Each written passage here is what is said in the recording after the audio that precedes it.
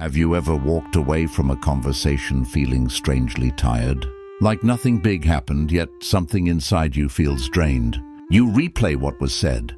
You question your reaction. You wonder if you're being too sensitive. Maybe it's you.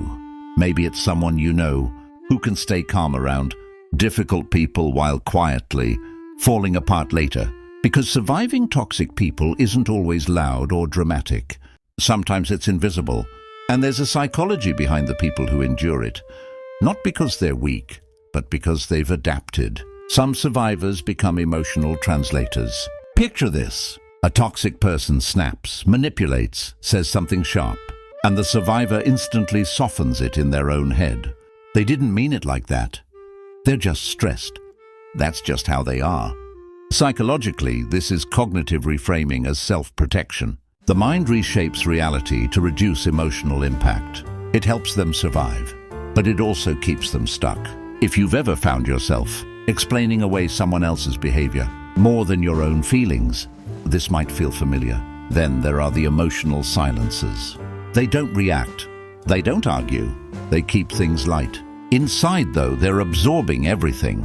Psychologically, this is a learned freeze response. When expressing emotion once led to conflict, rejection, or escalation, the nervous system chose quiet instead. Staying calm became safety. If you're the strong one who never explodes but always feels heavy later, this might be how you survived. Another profile survives through hyper-awareness.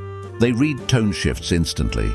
They anticipate mood changes before they happen. Psychologically, this is trauma-informed vigilance. The brain learns to predict danger to avoid it.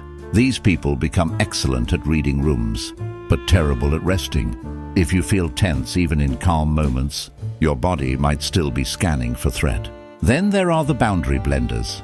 They give more, they compromise faster, they bend to keep peace. Psychologically, this comes from associating harmony with survival. Conflict feels dangerous, even when it's healthy. So they adapt themselves instead of asking others to change. If you've ever thought, "It's easier if I just adjust," this pattern might hit close. But here's the twist. People who survive toxic people often develop incredible strengths. They're emotionally intelligent.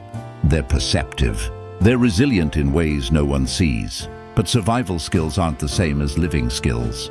What once kept you safe can later keep you small.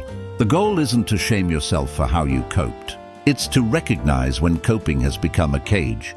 So ask yourself, are you still surviving something that's already over? Are you protecting peace or avoiding truth? Are you adapting because you want to or because you're afraid not to? Which type felt closest to you? Or did you recognize someone instantly? If this made you feel understood instead of exposed, you're not alone. And if you want to keep unpacking the psychology behind boundaries, healing, and emotional clarity, stay here. Sometimes the strongest people aren't the ones who fight back. They're the ones who quietly endured and eventually chose themselves.